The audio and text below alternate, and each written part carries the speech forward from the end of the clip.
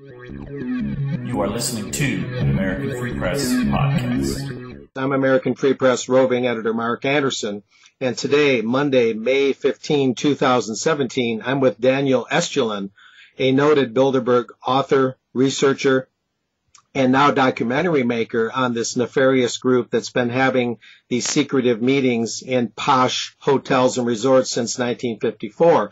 Thanks for being with me, Daniel. Thank you so much for the invitation. For me, it's always a great honor to be a part of anything related to American Free Press. As you know, Jim Tucker, who died 2 or 3 years ago, I can't remember right now, but he was a great friend of mine. I admired him a lot. His work basically started this whole Bilderberg research for a lot of us, and it's a great way to pay homage to a great man who is no longer with us, but his work certainly is. Yeah, believe it or not, the 4th anniversary of his death passed in this past April. Yeah, thanks for that, Daniel. Yeah, Jim took me under his wing starting in 2010 for the Spain Bilderberg meeting, where I crossed paths with you for the first time. We met intermittently some other times after that. It's great to have you on the show, and the reason we're doing that for the listeners is that primarily is that Daniel is behind the creation of a new Bilderberg documentary that's going to be presented and given a kind of a advanced screening, unless this is an additional screening, but May 24 in New Orleans, Louisiana. I'm penciled in to be there with a couple others, and it's at the Prytania Theater, I believe it's called, and at 7:30 p.m. That'd be Central Time, I think. And Daniel, is this the first showing of this film? It is in North America. Actually, up until July of last year, I've been living in Europe, in Spain, for almost a quarter century. I just came back last July, and I'm based now in Toronto, Canada. And it's actually will be my first conference slash presentation slash film premiere of anything of mine in North America in the last, I think, 10 years. So yeah, this is the North American premiere. The film is not out yet. We are doing the festival tour, and I think it will be out in theaters by November or early December of this year. How long is it? Just how much depth do you get into? The film is 62 minutes long. We cover a lot of ground. Actually, we started working on this film about 2011, 2012 when a very well-known Spanish producer who was a big fan of my work approached me about making a documentary, and we signed a deal. And to make a long story short, or the first part of the story short, is that 6 months later he was ruined, and he lost all his money. The banks, if you believe in conspiracy or coincidence theories, 3 banks called in his loans at the same time, and he basically went bankrupt. Then another year went by, and this other group of people actually decided to make a film, and I was the co-producer on the film. And the film was done by, I think it was late summer of 2015. And then one day my co-producer comes to me and says that he sold his 50% stake in the film to Baker & Taylor. That's a subsidiary of the Carlyle Group. Again, if you believe the coincidence of the conspiracy theory, so I basically knew that, these people own half of the negative. There would be no way to get the film out. It was sabotaged because, again, Carlyle doesn't need the money, nor are they particularly interested in releasing a film on the Bilderberg Group. And, of course, the Carlyles are the Bushes, the Bin Ladens, the Bakers, and so on and so forth. So it's, again, goes to show you how, power structures, work beyond and above the governmental levels. And so basically what I decided to do after 2.5 years of making this film slowly but surely is I was a script writer on the film. Most of the images, documentary footages was, mine as well. So what I needed to do was to reshoot all the interviews. That would be the only way to actually assure that the film would be 100% mine. So that's what I did. And what we initially took us about 2 years of interviews, painstaking interviews in 13 cities in 11 countries in 3 continents. I had to reshoot very quickly in about 2 months, and this was one of the only ways I could assure that the film would be 100% mine. We did that, and it was finally released or ready for release about 6 months ago. So now we're ready to go again. It's 100% my film, produced by me. So there's no Bilderbergers, no Carlyle groups, no Bin Ladens involved in the production of this film. Wow. And again, ladies and gentlemen, Wednesday, May 24, 2017, the venue, the Prytania Theater at 5339. That's 5339 Prytania Street, New Orleans, Louisiana. It's $50. That includes the movie. You get a book. You get refreshments. There's a kind of an interview Q&A session. And it looks like it's going to be a great thing. And I'll be following through on that even as I'm reporting on it now with this podcast and in writing in advance of the event. And maybe, Daniel, later toward the end, though, you could share a phone number or something for those interested. Absolutely. You know, it's something else, Mark. I mean, that's like people, I've had a few calls, people saying, well, it's a bit expensive. This film cost me personally almost $200,000, American dollars. We shot on location in Italy, in Spain, in Germany, in England, in the Netherlands, in Belgium, in the United States, in Canada, in several countries in Latin America, in Russia, and I'm missing some. Again, it's 11 countries, 13 cities. Music is original, footage is original, everything is original. None of it is, based on the images you can buy or just download from the internet. So again, it's $200,000 production, first real documentary. There's a lot of stuff out there on YouTube. And when I decided to make this film, my question was like, would people want to see another film on the Bilderbergers, considering there's just so much stuff out there? Dealing with the aliens, dealing with, extraterrestrials, dealing with lizard people, Bilderbergers, all that kind of stuff. And, it's like, it's not a criticism of anyone else's work. I'm not saying that at all. What I'm saying is that my question was, do I want to get into this, spend all this money and time? Because again, it's 2.5, almost 3 years of painstakingly putting this whole thing together. Actually, to get something out there that people are not going to see, they're going to say, well, it's just another film on the Bilderberg group. And then I thought to myself, my book, Jim Tucker did a great book on the Bilderbergers, but my book was published in 68 countries, has been translated languages. So when people kind of, think of Bilderberg, they think of Jim's work, and they also think of my work. And because my book has been out in so many different countries, and I was lucky enough, to have it first published by the third biggest publisher in the world in Spain, Planeta. And the reason they got into this, I think, in the first place, because the guy was the owner of Planeta. He kind of looked at it as a different line of business. You know what I mean? So, and he wasn't going to be pressured by, powers that be, to not publish the book, although he was. And so in the end, and I thought to myself that people would use that, the fact that, the book itself was written by me as a reference point, as a point of departure, to see the film. And there's a lot of stuff in the film which is new and explains Bilderberg from a perception and perspective of an investigative journalist and a former intelligence officer, which is what, my background is all about. Yes. You said you came out of some intelligence work. Briefly, what was that? I spent, over a decade, almost 15 years in military counterintelligence and Russian military counterintelligence. And, the fact is that Russians have always been interested in Bilderberg organizations, going back to the late 1940s, early 1950s.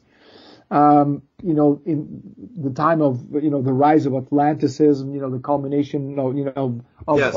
NATO creation, the transatlantic power structures at the end of the World War II. So again, Bilderberg was of great interest and concern to them, and they've been following arduously all the early Bilderberg meetings, 1954, 55, and in fact, in the Soviet archives, there's a lot of information painstakingly put together by the Russian intelligence, KGB, and other organizations as well, dealing with the individuals involved in the early Bilderberger meetings from the early 1950s. And again, the first one was held at the Bilderberger Hotel in the Netherlands on the outskirts of Amsterdam, in this little town called Oosterbeek.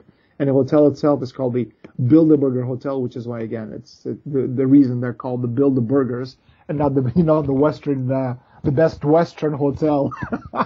Is the fact that imagine what kind of a title that would be, this true story of the Best Western Hotel Club. So again, the Bilderberg Conspiracy or a conference, it's a kind of an annual private invitations only meeting of about 120 to 150 people of the European and North American political elite in conjunction with, leaders in the industry, finance, academia, media. And although it brings together some of the globe's most powerful people every year, the group, up to about 10, 12 years ago, was able to remain almost completely secretive. It's not a secret society. Okay, it's a private organization.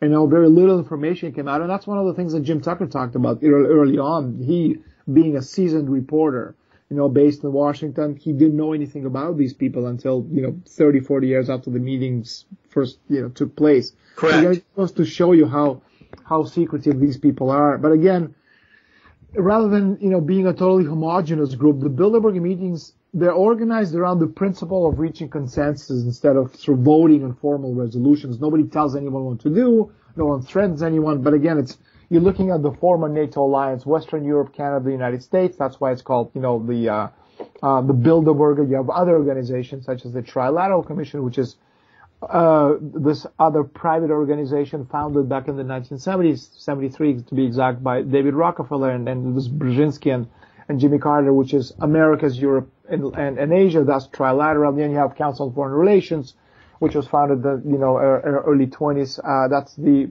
kind of the American version of the Round Table, Cecil Rhodes Round Table. Right. And you're looking again, and what you're looking at is a lot of these organizations, the way they work together and the way they're put together. You have European organizations such as, the Penai Circle, for example. Then you have the Bohemian Grove in the United States. And the way that these societies work, again, they're based on the idea of the needs of the capitalist system. Because when you're looking at capitalism, you're looking at trilateral system. You have the government, you have the money, you have supranational structures which are run by these societies. And again, if you're looking at capitalism economically, okay, it's a worldwide global system without borders. But politically, beginning in 1648 with the Peace of Westphalia, it's not a unified market, but rather a puzzle of independent sovereign pieces. So it's capital versus the government. And in this system, you need supranational interests who can actually look after the capital on the global stage, and that's why these private organizations, beginning with Masonry, were created in the first place. And over time, Masonry developed into other societies and private organizations. And that's how the Bilderberg CFR Trilateral Commission, that's how all these societies over the last 200 years, got going. Because again, the capitalist system itself needed power structures that work globally together in different countries, to push their interests forward. So it's not a conspiracy per se, where you have, four old geezers sitting in a dark room, holding hands, staring at a crystal ball, planning the world's domination. It doesn't really work that way. It's important to understand that it's not some kind of, wacky conspiracy theory put together by, extreme right wing, which is how, the elitist right would like to characterize American free press, Jim Tucker's work and other people's work as well, who actually look closely at these societies. But again, just to give you an idea, the KGB was very interested about, the Bilderbergers way back in the late 1940s when Stalin was still alive.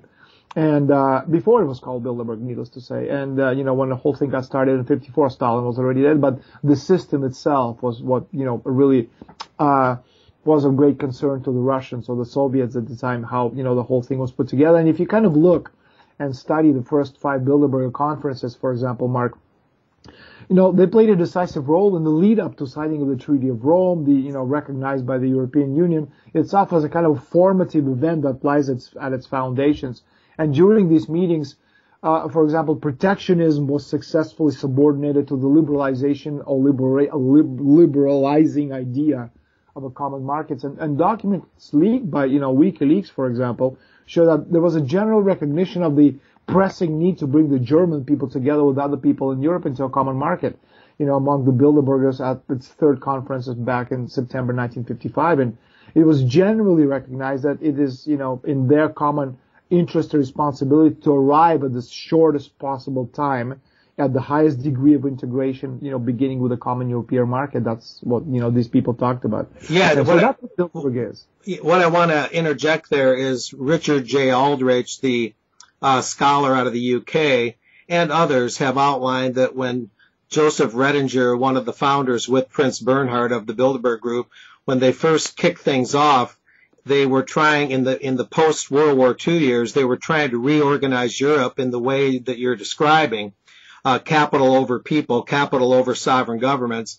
And in so doing, there was some CIA seed money to help Bilderberg get going, according to the UK scholar, Mr. Aldrich.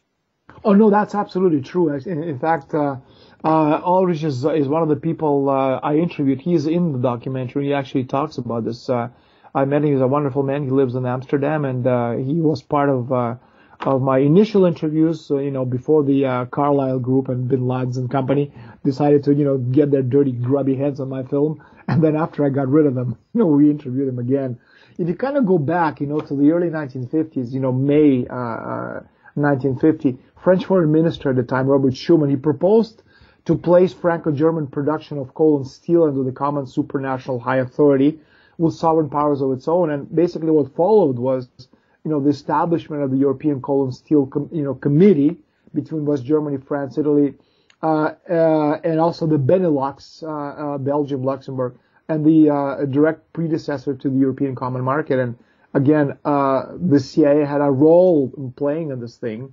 And although, this whole thing was called the Schuman Declaration, it was inspired and for the most part drafted by the French diplomat Jean Monnet, which is the first president of the high authority, although he was never really elected to public office. And aside from, his cartoonish textbook description as the idealistic founding father of Europe, which is what you see all over, stamped in all European documents. Yes. Monnet was tied into the extensive network of transatlantic connections, spending much of his life in the United States. And not only was he linked to powerful investment banks such as Lazard Frères and Goldman Sachs, both at the time in the Rockefeller orbit, but he also served as President Roosevelt's wartime eyes and ears and personal advisor in Europe. And French President Charles de Gaulle, who blocked for the European integration of France in the 1960s, even conceived of Monnet as an American agent. And again, there's a lot of this interjection between different power circles on how the whole thing was put together. But what's interesting, if you kind of analyze, the entire Bilderberger project, is that there are actually two parts to it. One was the Nazi International part, because one of the reasons Bilderberg was put together and when it was put together back in 1954, but, again, it was organized right after the Second World War. They actually began talking about the idea of Bilderberg before it was called Bilderberg in 1943, was the idea that all this money, all this wealth, which was stolen by the, Third Reich, and was shipped to South America, then in 1954 is actually brought back. And that's the base point of the resurgence of the German miracle, as they call it. It had nothing to do with the German economy or the perseverance of the German people. It had to do with all this wealth being brought back for the establishment of the Fourth Reich, which wasn't Fourth Reich in Germany, but rather through the European Union. That was one aspect of it. That's a very interesting and important aspect of it. And the other aspect of it is the fact that it was a way to fuse the losers and the winners of World War II using, the seed money, not the CIA, but in this case, the world jewelry, the Jews. And again, on the one hand, you had the winners, you had the Anglo-Americans. On the other hand, you had the losers, you had the Italians and the Germany, and of course, you had the Vatican. They lost the war, and the idea was to get these two sides working together. And as a result of that, you had the creation of what's called, became known as the Bilderbergers, and of course we have the Club of Rome and the Treaty of Rome and everything else, which was signed later on.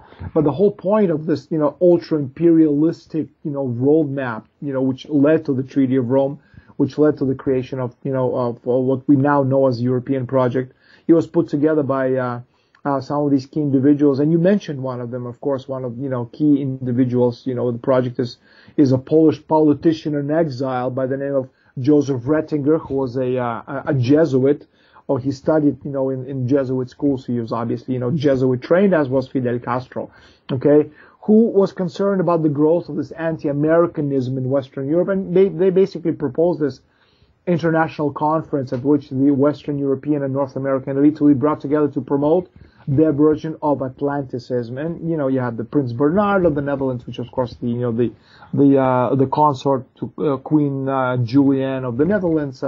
He was the face of the Bilderbergers because, he was handsome, he was well known, he was famous, he was a polemic and cover all the other transgressions of some of the other individuals. And of course, Prince Bernhard, he was a SS Nazi carrying member back in the 1930s, something which was, covered up until way back, until I think it was like the early 1980s when that information finally came out, and a lot of other people. And amongst the important attendees, just to cover what you said, Mark, about the CIA's role in this thing, was one of the key attendees the first year was Walter Budell Smith, Special Assistant for Psychological Warfare. Yes, that's correct. Yeah, and Director of the Committee for Europe and Radio for Europe, Charles D. Jackson, the head of the Lehman Brothers, George Ball, and powerful bankers and, oligarchs, such as David Rockefeller. And, as I said, the first 5 conferences dealt with, the whole idea of Treaty of Rome, European integration, and involved a lot of the people which later formed, the key element, the backbone of this whole idea of, Atlanticism and globalism, pan-globalism, which is what Bilderberg, turned into over time. Let me interject there. A lot of people ask me, what is Bilderberg? What I often tell people is that in the way you're describing it, Daniel, big money, capital, the fact that private banks possess the ability to create money, interest-bearing debt, money becomes into existence as debt. It's born as debt, and that the big monetary systems of the world and their managers and the old bloodlines, basically Bilderberg and the Trilateral Commission and the Council on Foreign Relations, which, as you mentioned, is an offshoot of the Chatham House, the Royal Institute of International Affairs in England, which is a descendant of the Round Tables. It seems that these groups, with Bilderberg being more or less at the center, form basically another system of government. Bilderberg, I wouldn't call Bilderberg being in the center. It's just one of the lesser nodes. It was maybe more secretive is a way of looking at it. What I mean is it's something important because it's far lesser known. Although, like you say, not unknown. It's a private organization. It's not so ultra secretive like it used to be. But it seems like big capital needed a governance. They use that word governance, not government, but governance. It seems like they needed a governance system of their own running in parallel to what we think of as the normal governmental systems. And that the Bilderberg and the other groups comprise a network that you could call another system of governance or government for big capital that runs alongside regular government, but also collaborates with conventional government when they need military assets, when they need the kinds of things that sovereign governments can provide. That's the way I explain it to people, that this is the way big finance governs itself through these groups. No, I think it's a very good explanation. It's in a nutshell, it's what it is. Of course, you have, supranational, and even cool things that, presidents preside over anything, is you really don't understand how things work on the world stage. And you can say the same thing, and, at the conference, my film premiere afterwards, we'll be talking about, this whole thing about Clinton and Trump, why, he is what he is, why Trump won the elections, and the whole thing, behind the individuals behind Donald Trump. And again, it all goes back to the fact that, the current economic model, which is based on war, the central banking warfare model, which has been in place for 500 years since the discovery of America in 1492, that model is dead. It's no longer, you can't have infinite growth on a finite planet. Karl Marx talked about this a long time ago, and when he actually, asked that question, how are you going to do this in the future if you extrapolate the model itself? Nobody, had the answer, and you have the consequences of this today. So that model is dead. And the people representing Clinton or behind Clinton, the financiers, the bankers, the liberal, moneyed elite, these people, at the end of the road, because again, their model no longer brings them the benefits. So they needed to create a new system, economic model. And they simply don't have a system in place. Okay, because that model is dead. Infinite growth is dead. It doesn't work anymore. Okay, so what basically you have is another group of people came in, and that's the Trump group. Okay, with Donald Trump as their, visible head, and behind me have the Rothschilds. You have the European elites represented by the old European aristocracy, such as the House of Saxe-Coburg, Austro-Hungarian aristocracy, Ottoman nobility. Then you have a city-state such as the city of London. I don't mean London itself. I mean the city, the economic part of it, Hong Kong, which is the world center for money laundering, drugs, intelligence, British-controlled, Venice, which is again the remnants of the Venetian black nobility. You have the Rothschilds. And so these are the kinds of people, you have representing or the interests behind Donald Trump. Because again, if you kind of look at the history, and again, to pull back into this whole Bilderberg thing is, if you kind of look at the history of these power circles, representing the transnational elite, which are the Clinton group, you can go back to the creation of the Federal Reserve in 1913, the central banking system in the United States, responsible for issuing money. Then, they became almost all powerful in 1944 with the Bretton Woods Agreement. They killed Kennedy. They got rid of Nixon. In 1981, they put their president, which is Reagan, creating Reaganomics in the process, and with it additional capital to pop up the markets in the White House. And then they became all powerful in 1991 when the Soviet Union fell apart. Okay, but also, the whole point is that the transnational elite circles, you can call them World Company Limited, as George Ball did, back in the 1968 Bilderberg meeting in Mont Tremblant in Canada. It controls world entire financial system without opposition. And paradoxically, at the time of the disappearance of the dissolution of the Soviet Union, the transnational capitalist elite begins to lose its grip on power because, again, capitalism needs markets, new markets to survive. And you cannot have infinite growth on a finite planet. And you can't sell anything, when the last market, which was the Soviet Union, was taken over. And then in 2000, you have this blowout of the dot-com bubble. In 2008, you have, the Lehman Brothers collapse and the world economy, was about to implode. In 2012, for the first time in over 100 years, President Obama eliminates all Goldman Sachs and JP Morgan representatives from the White House Economic Council. And in 2014, Obama limits the emission of dollars, arguing there's only enough money to finance the United States economy. And then in 2016, you have the Brexit, which is the Rothschild Group victory, and Donald Trump. Okay, this is the transnational elite circles losing power. So if you really look at it, Mark, okay, it may sound like an anathema what I'm going to say, but actually Donald Trump is the continuation of the economic policies of President Barack Obama, second term in power. If you really look at it and understand how the economy works. And of course, what it brings us to today, and what the Bilderberg is going to be talking about this year, is what are they going to do as far as the economic model is concerned, because they don't have a model in place. And what is being actually discussed on the world stage is the destruction and elimination of nation states. In other words, you have Westphalia, which is 1648 until about late 1960s. Call it Global 1.0, as Catherine Austin Fitts, former Undersecretary for HUD and housing with George W. Bush administration, calls it Global 1.0. And then in the late 1960s, you have the creation of One World Company Limited corporations that have a lot more power than any government on the planet. Okay, and now we're into, Global 3.0, which is, again, networking economy. So all that is being dismantled as we speak, and a new world is being created. Okay. So let me stop you there. So you're saying that with this year's Bilderberg meeting, 2017, which initially looked like Virginia, but now we're seeing that's not likely.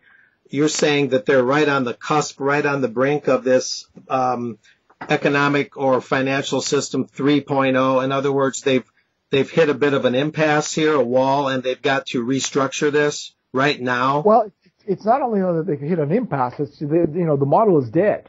And they have a very limited time, maybe 6 months, maybe 8 months, maybe about less than a year. What kind of a model might they go for? In other words, one of the things that we're looking at. Well, again, one of the things that we're looking at, because again, this isn't just something that the Americans are working on, the Europeans, everybody in the world stage is looking at this, trying to create a new model, because again, the central banking warfare model, of infinite growth, debt model is dead.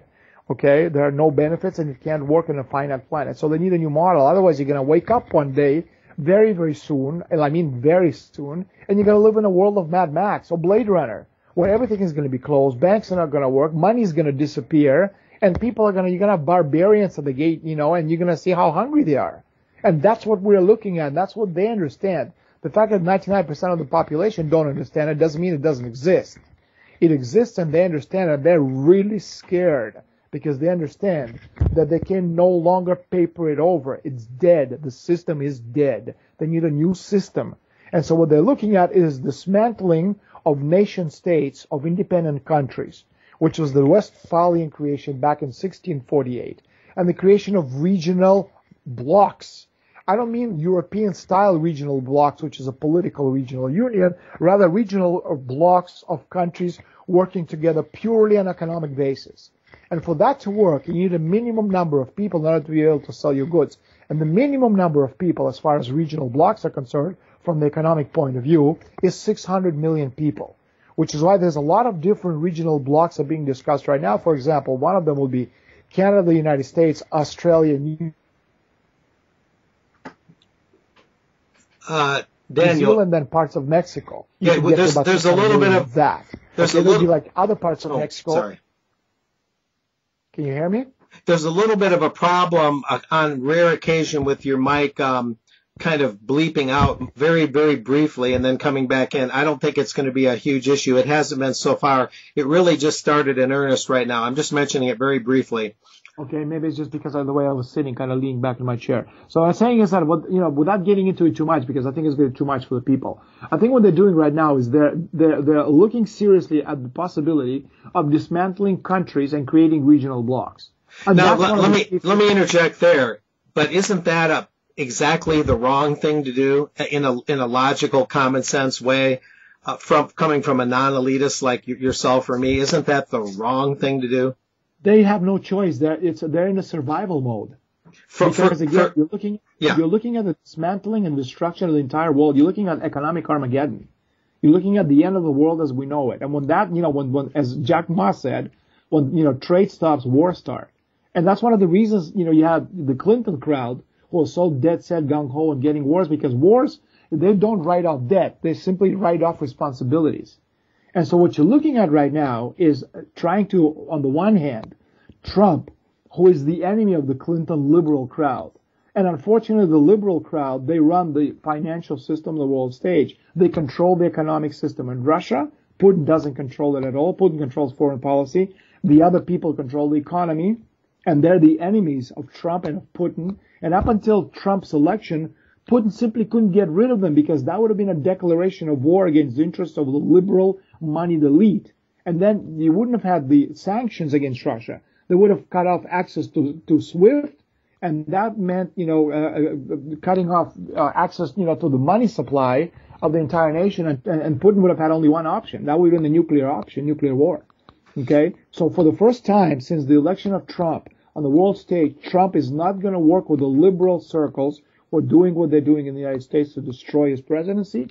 But they're also the same people who control, International Monetary Fund, World Bank, European Central Bank, Russian Central Bank, and other central banks on the world stage. So you're looking at a covert war between two elite circles. You can talk about Clinton, Trump, you can talk about Rockefeller versus Rothschilds, or, people above that level. But for the first time in history, they can no longer agree, okay, on and solve the issues, by virtue of agreement amongst themselves. Because the system that they represent is dead, and a new system needs to be put in place. And that's why Trump won the elections, and that's why Trump has a very concrete objective.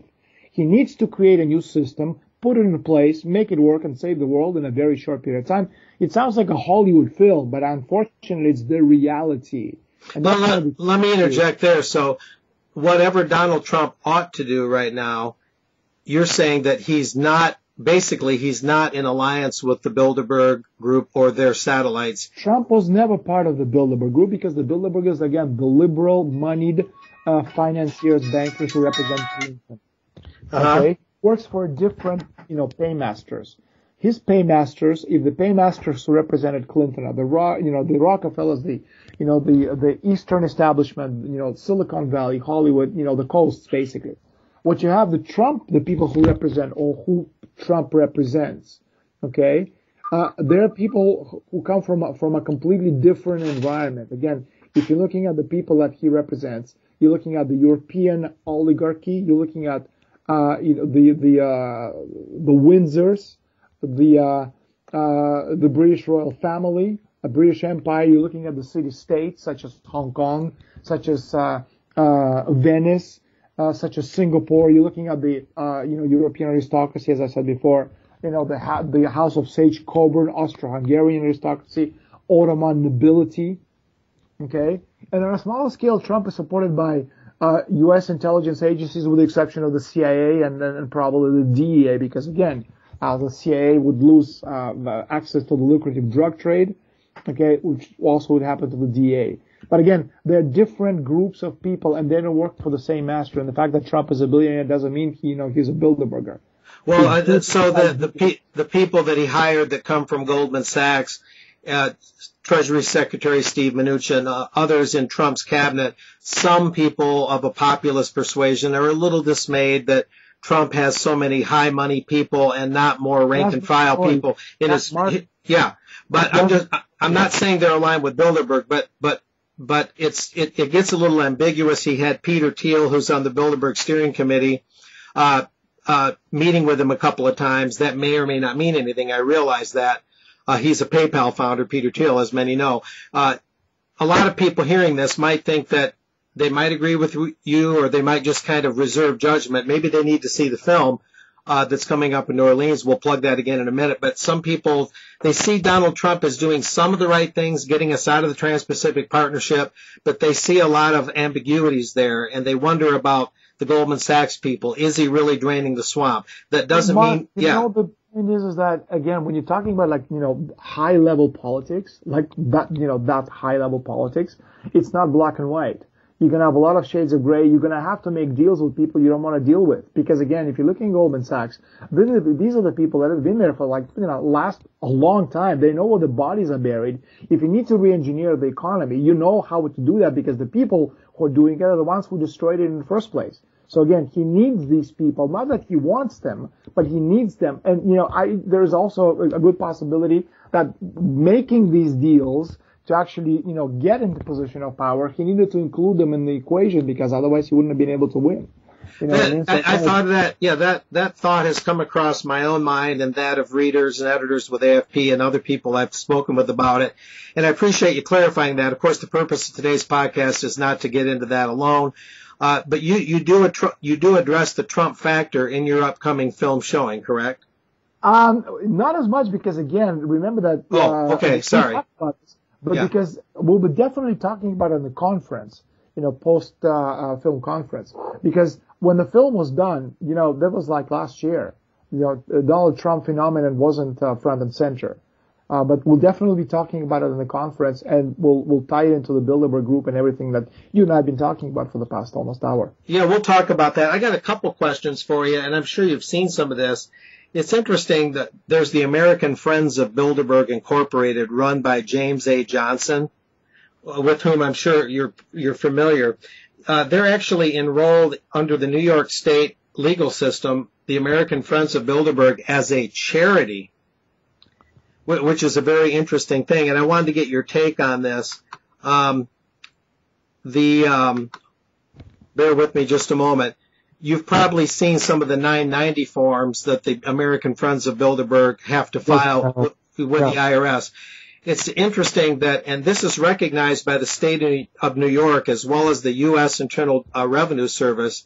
This is recognized as a summary of direct charitable activities as a private foundation, the American Friends of Bilderberg Incorporated. Some of those U.S. members are on the Bilderberg Steering Committee, including Marie Kravis and James A. Johnson. And James A. Johnson is this rather obscure attorney. And this is what the American Friends of Bilderberg say about themselves on their 990 form. The entity organizes and sponsors conferences which study and discuss significant problems of the Western Alliance. They're calling that a charity, and the New York State government actually accepts that as a statement of charity, which to me is legally very questionable. But get this, in the same sentence, in the next sentence it adds, the American Friends of Bilderberg also collaborate on the Bilderberg meetings held in Europe and North America.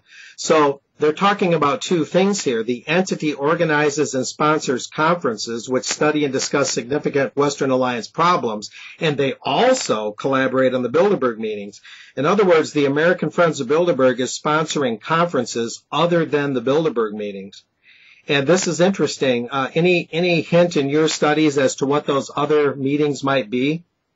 I think again, if you look at the series of foundations and think tanks, we can talk about any foundation you want. You can talk about the series of David Rockefeller foundations or finance foundations, be it Ford, be it Carnegie. They're all under the auspices of the Rockefeller stamp.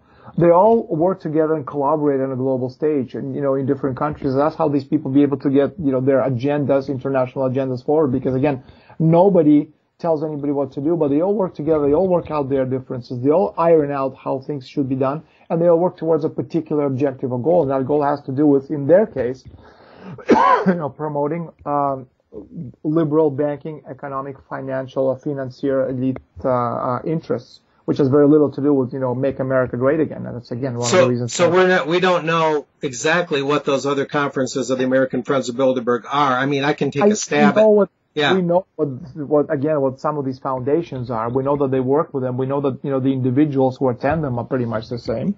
Okay. And that's one of the problems. That's one of the, key strengths, because again, it's the cohesive group, but it's also one of the weaknesses, Mark, because again, when you talk to the same people all the time, you need fresh blood. It's the same, thing when it comes to royal families. If you want to procreate amongst, the degenerates within the royal family, you're going to come to a point where you can have, degenerates being born, generation after generation. That's why you have a lot of the plebes being introduced into the royal family circles, because they just simply need new blood. And the same can be said about these conferences and these meetings. So again, the people are the same. We know from the individuals who attend these conferences, and also individuals who attend, Chatham House meetings, Ford Foundation, Hoover, Hudson, et cetera, et cetera. They're all the same individuals working together, and so they're financed by the same people, the same organizations, the same groups. And I noticed that, Daniel. I noticed that there's a lot of cross-pollination in their networking. A number of Bilderberg members are members of the Trilateral Commission. A number of those Trilat members are members of the Atlantic Council. A number of Atlantic Council members are Brookings Institute members, and the Brookings Institution, as you know, figures pretty strongly into Bilderberg. It seems to me that when Brookings attends Bilderberg or Hudson attends Bilderberg, it's just as important what the name of the organization is, the name of the think tank, as it is who the representative is. In other words, whoever might be attending Bilderberg to represent Brookings, Brookings figures very favorably in the Bilderberg group. So this cross-pollination seems very important, that whatever you might read about Brookings, the Brookings Institution's agenda will tell you a little something about the Bilderberg agenda. Well, exactly. You kind of start, putting together as a puzzle. Just to give you an idea, how these groups work together.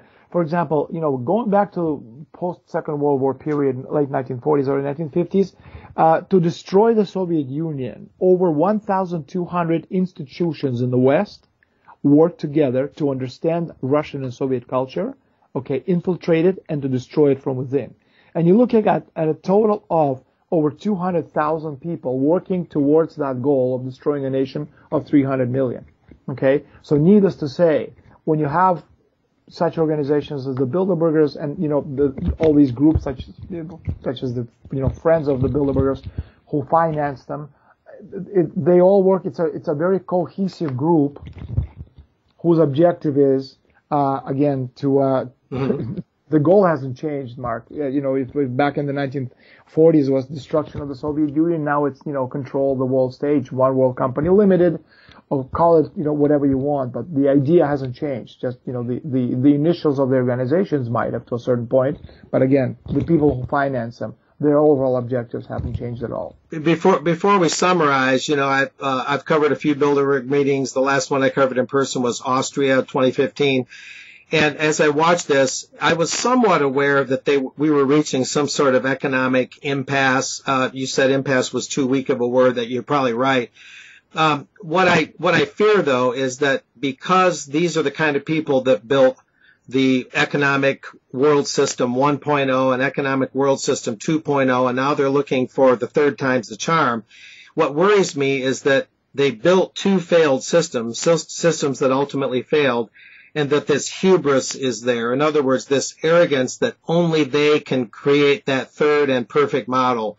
Only the cloistered plutocrats, only these people that live in these rarefied jet set circumstances, only they have the answers. So let's let the people that failed twice build the third system because they've told themselves that they're the only ones that know how to do this.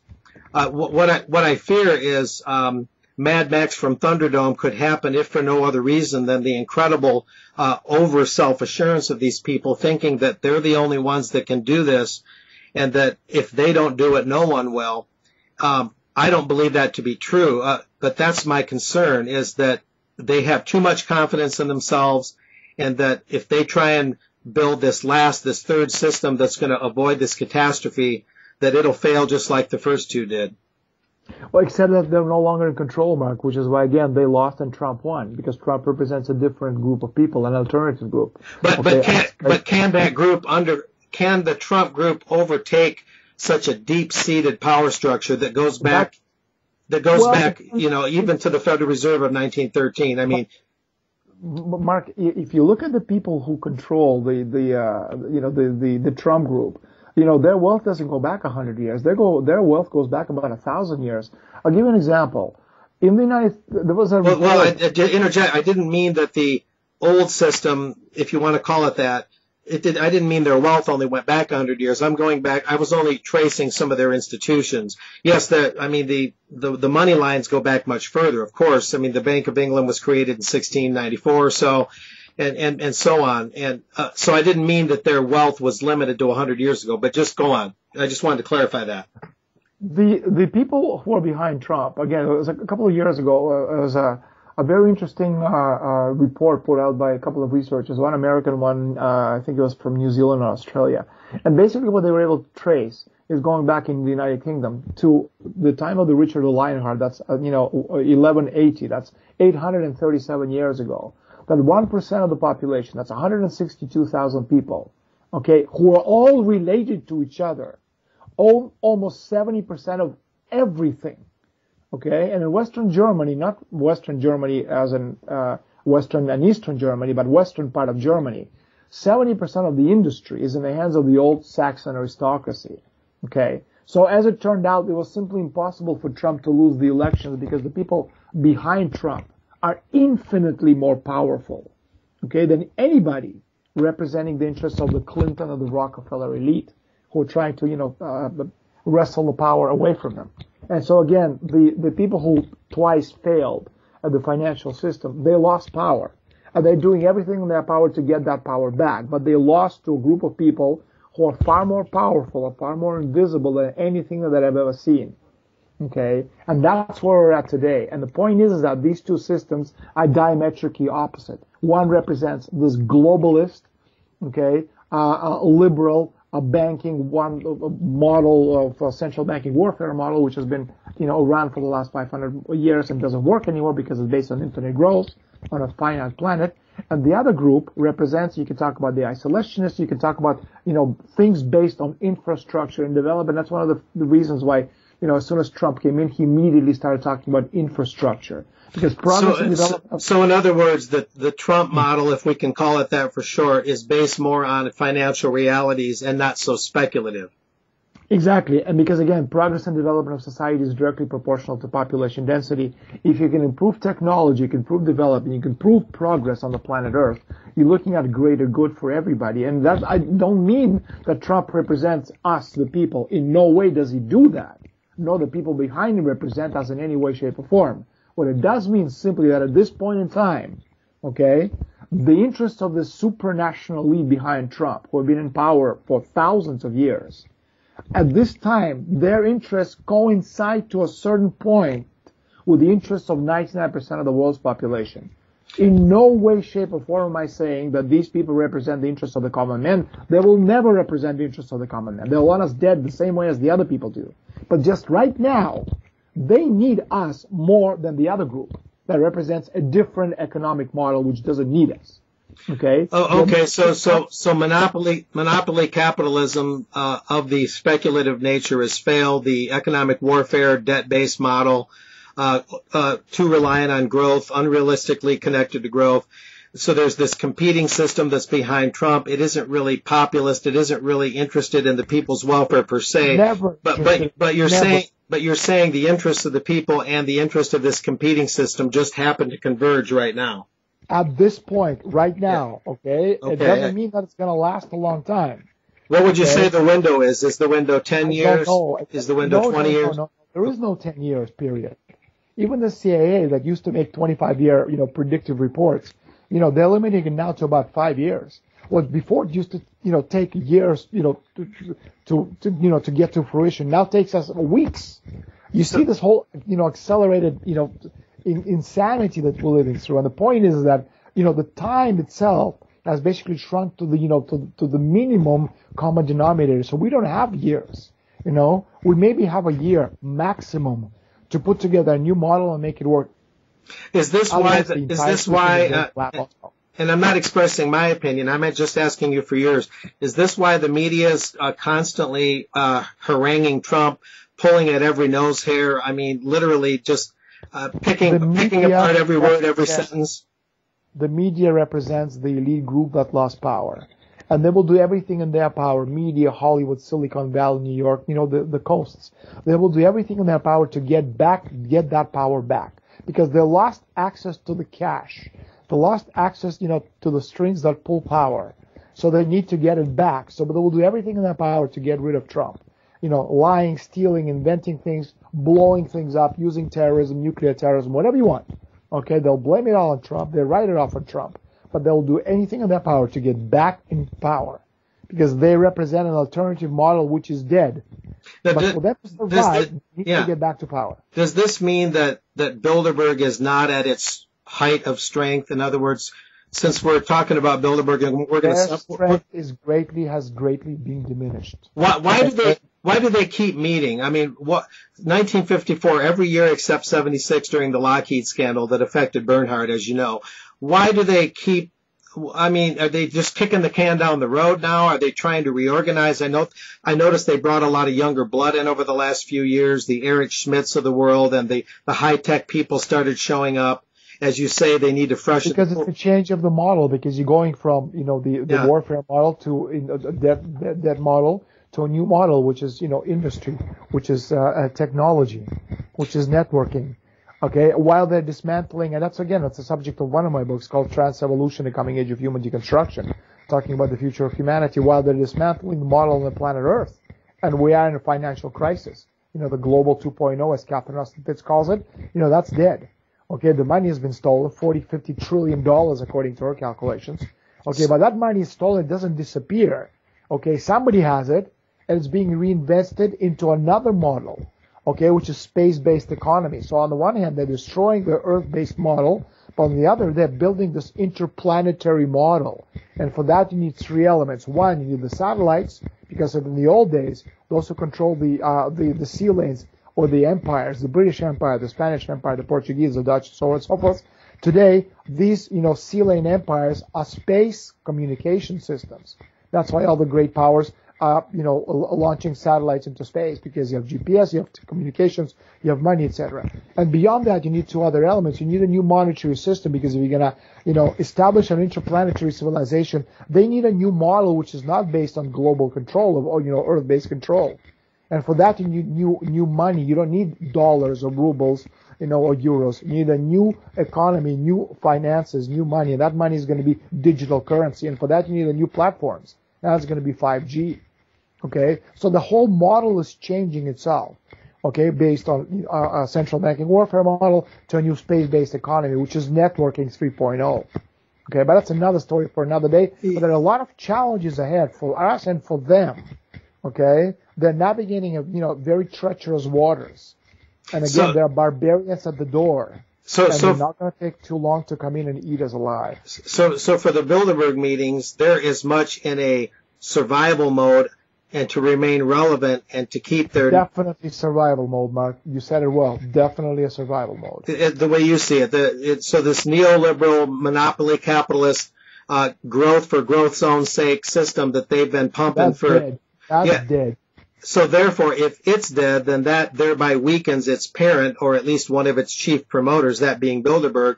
So they're going to be in a reinventing mode of their own to kind of reinvent themselves. Because a lot of people ask me, why don't the Bilderbergers just have separate little meetings and communicate through video interchanges and just talk through Skype or whatever? Why do they keep renting out entire hotels? Why do they keep bothering? Michael Meacher, a late UK member of the Parliament, you might remember Michael Meacher. He was in my documentary as well, by the way. That's great. 'Cause he told me, well, Mark, besides the global intrigue you talk about, Bilderberg is a deal-making conference, and he proposed that part of Bilderberg is, if I'm a private corporation owner, high tech or whatever, and I go to Bilderberg and I meet behind closed doors with a foreign finance minister or a foreign central banker, I might make an inside deal that I couldn't make anywhere else. And this is what Michael Meacher said, that Bilderberg is also self-interested. In other words, people there are there to make deals. Is that of course it is. It's always been this way. But it's not only in financial circles. You look at anything of that has certain level of importance is done behind closed doors. You're talking about putting together a lineup for a hockey team, for a basketball playoff. It's all done the same way. As you would see at a financial conference, be it Bilderberg or International Monetary Fund. It's all done behind closed doors. What I asked before we get into the summarizing for the movie is that you got the American Friends of Bilderberg registered in New York State as a charity, and their idea of a charity is discussing problems of the Western Alliance, which sounds about as charitable as throwing hammers at a brick wall. And then you've got apparent inside dealing, or all the right conditions for inside dealing, bringing kings and kingpins and finance ministers and businessmen and government people, elected government people, former government people, putting them under one roof. How is it that Bilderberg hasn't been busted for either inside trading or presenting themselves falsely as a charity and getting tax deductions or getting tax write-offs illegally? How is it that they've avoided the law in that regard? Because the law doesn't apply to rich people. Have their own law. The poor people are not protected by the law, and the middle class doesn't exist anymore, Mark. And so it's just more indication that government as we know it, if not being dead, is seriously injured because it has always been this way. It's not now. It's been, this has been the case since the creation of the capitalist model, going back to the discovery of America in 1492. Oh, we can go way, way back, to the ancient Greece or to the ancient Romans or even to the ancient Egyptians. That hasn't really changed all that much either. Yeah, nevertheless, they appear guilty of alleged or likely insider trading and or charity fraud, tax fraud. I guess though that noblesse oblige, it's the They may very well be, but somebody has to enforce, and if nobody enforces, they're free of charge. You know what I mean? Yeah, get out of jail free card 10 times over. Well, winding up our podcast that could go much longer if we let it, we got to kind of put a rein on this, Daniel, before we go off into the ionosphere, which is easy to do with these Bilderberg chumps, as Tucker used to call them, or Bilderberg boys, he would say out the side of his mouth, and we would laugh ourselves silly. Yeah. After working 16-hour days covering these guys, I can still recall that. And but Daniel Estulin, I appreciate you being with me today. And much more, ladies and gentlemen, can be learned not only in an article that you can read alongside this podcast, but more importantly, in Daniel's new film. What is the actual name of the film, Daniel? It's called Bilderberg the Movie. Bilderberg the Movie, and that's going to be Wednesday, May 24, 2017, of course. That's a week from this coming Wednesday, the Prytania Theater, Prytania, at 5339 Prytania Street, New Orleans, Louisiana. I plan to be there with some others. And it's $50, but that includes the movie, an entire book. Yes, you heard me, a book, refreshments, and an after-movie conference or discussion group with Daniel himself. It promises to be quite interesting. I'm looking forward to it to myself. And what is a phone number, Daniel? Do you have something handy?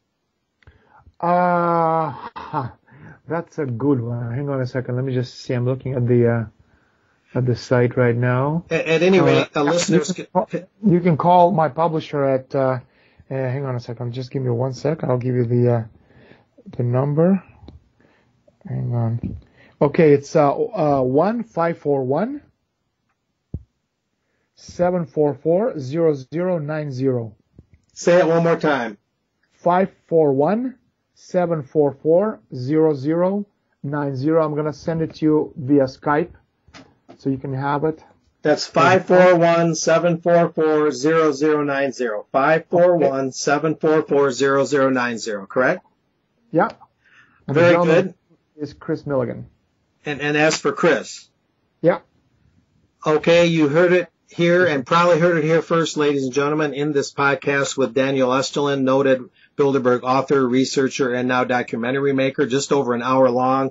It'll be Wednesday, May 24th. Read all about it, listen to this podcast, spread the word, and hopefully it'll be a capacity audience for this most important documentary. I wonder if the local press will pick up on it, Daniel. I don't know if your publishers are going to send a notice out to the local papers. We do have a lot of interest in the local press. We're actually doing quite a few interviews between now and next week with local media in New Orleans. That's very good. That shouldn't be overlooked, because if for no other reason, out of boredom, looking for something fresh, they might put this out there and let people do what they will with it. But Daniel Estelin, thanks for being with me today for this podcast. And you've been listening to me, Mark Anderson, American Free Press roving editor, on this podcast for the 15th of May, 2017. We'll see you next time here online. Thank you so much, Mark. Thank you, Daniel.